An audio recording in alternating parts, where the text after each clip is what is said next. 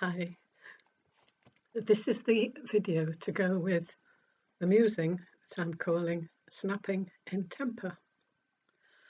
As my chronic fatigue syndrome increased and all the other things increased, so did my tendency to have emotional extremes.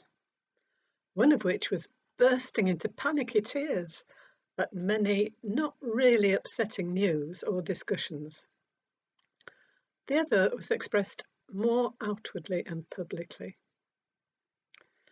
I call this snapping in temper.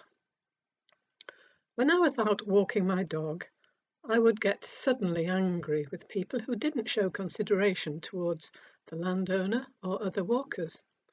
He allowed us to walk on tracks on his land, but he displayed notices asking us to keep our dogs on leads and to pick up any dog mess, bag it and bin it.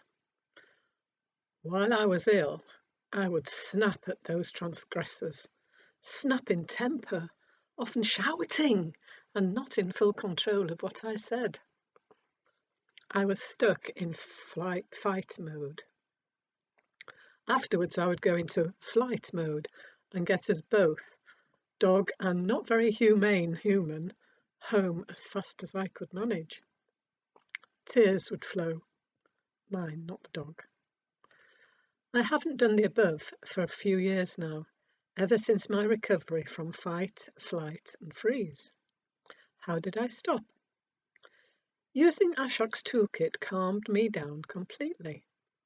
I think before I act, usually, and when I react immediately, I react in a much calmer way, assertively rather than aggressively.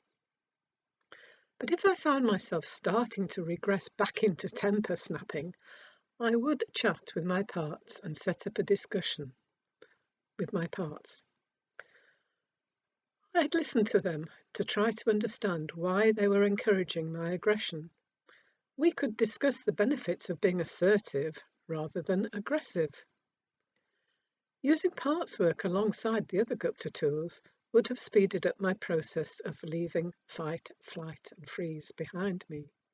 But just being calm and being more mindful did work. Thank you. That's by me, Margaret Corrie, happy to be serene and mindful in my day-to-day contacts with others.